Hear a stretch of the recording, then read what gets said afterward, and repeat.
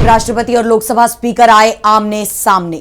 बागी सांसदों के मामले में दबाव में दिख रहे हैं ओम बिरला। प्रधानमंत्री नरेंद्र मोदी भी बगावत को लेकर विपक्ष के निशाने पर। बागी सांसदों पर फैसला लेने की समय सीमा हुई तय। टीएमसी और शिवसेना के बागियों पर फैसले का दिन अब करीब आ गया है। ओम बिरला कब फैसला लेंगे उसकी समय सीमा अब तय हो गई है।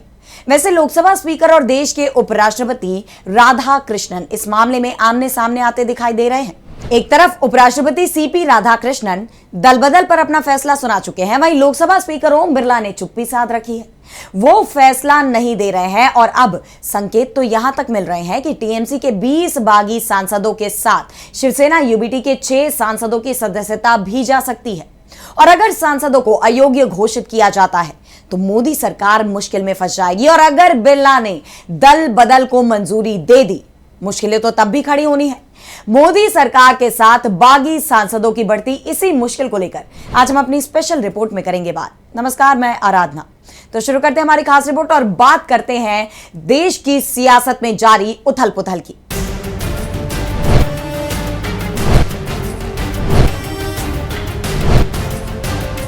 तो इस वक्त सबसे बड़ा सवाल यह बना हुआ है कि क्या दल बदल कानून पर लोकसभा स्पीकर और राज्यसभा के सभापति यानी उपराष्ट्रपति आमने सामने आ गए हैं और यह उनके फैसले लेने की प्रक्रिया से दिखाई भी दे रहा है। दरअसल पिछले करीब 2-2.5 महीने में 3 पार्टियों में टूट हुई है। वैसे दल बदल का खेल तो पूरे साल चलता रहा है, लेकिन बड़ी टूट हाल ही में 3 दलों में हुई। आम आदमी पार्टी राज्यसभा में टूटी, वहीं टीएमसी लोकसभा और विधानसभा दोनों ही जगह टूट का सामना कर रही है, जबकि शिवसेना यूबीटी भी लोकसभा में टूट गई है।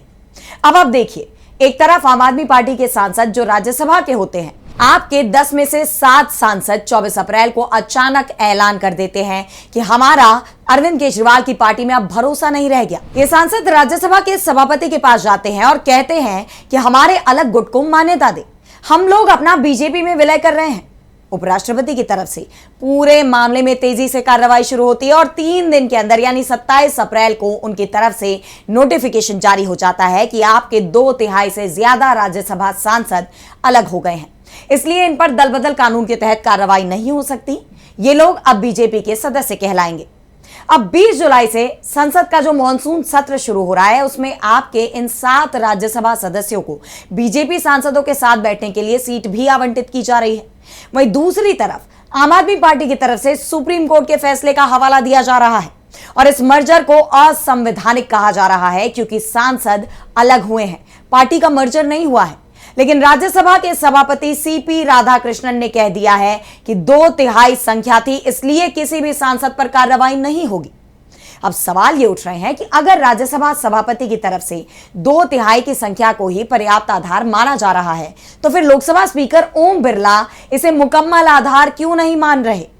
क्योंकि टीएमसी और शिवसेना यूबीटी में भी तो 2/3 सांसद ही टूटकर अलग हुए हैं, वहां भी दल बदल हो चुका है। बागी सांसद दूसरे दलों में शामिल हो गए और फिर भी बिरला अब तक फैसला नहीं कर पा रहे हैं। तो सवाल ये उठता है कि आखिर ओम बिरला बगावत करने वालों पर फैसला क्यों नहीं कर पा रहे? तो आपको याद होगा, लोकसभा स्पीकर के पास टीएमसी के बागी सांसदों का मामला 14 जून को पहुंचता है। टीएमसी के 17 सांसदों ने इस दिन ओम बिरला से मुलाकात की। वैसे तो उन्होंने दावा किया था कि उनके 20 सांसद हैं, तस्वीर में जरूर 17 ही दिख रहे थे। इस दौरान लोकसभा स्पीकर को जो खत सौंपा गया, उसमें इन सदस्यों ने अपने गुट का विलय nationalist citizen party of India यानी एनसीपीआई में करने की जानकारी दी। वहीं शिवसेना यूबीटी के बागी 6 सांसदों ने इसके 3 दिन बाद यानी 17 जून को लोकसभा स्पीकर ओम बिरला को खत सौंपकर एक अलग गुट के रूप में उन्हें मान्यता देने की मांग की थी। बाद में इन 6 बागी सांसदों ने अपने गुट का विलय एकनाथ शिंदे की शिवसेना में कर लिया। उद्धव और ममता बनर्जी की तरफ से लोकसभा स्पीकर को शिकायत की गई कि इन बागियों की संसद सदस्यता को रद्द किया जाए। अब देखिए कि एक तरफ सीपी राधाकृष्णन है जो राज्यसभा के सभापति हैं, वो दल बदल पर 3 दिन के अंदर फैसला कर लेते हैं। वहीं दूसरी तरफ ओम बिरला अभी तक दल बदल पर फैसला नहीं कर पाए हैं, लेकिन अब यह साफ हो गया है कि उन्हें जल्दी ही अपना फैसला सुनाना होगा। फैसला सुनाने की घड़ी आ चुकी है। वैसे जहां राधाकृष्णन ने आनन फानन में काम किया, वहीं ओम बिरला ने दोनों ही पक्षों को अपनी अपनी बात रखने के लिए वक्त दिया, दोनों ही पक्षों के दावों को सुना। शिवसेना का मामला हो या टीएमसी का, दोनों ही मामलों में लोकसभा स्पीकर ने सुनवाई पूरी कर ली है। टीएमसी के लोकसभा सांसद अभिषेक बनर्जी ने स्पीकर ओम बिरला से मुलाकात कर सभी 20 बागी सांसदों को अयोग्य ठहराने की मांग भी की है।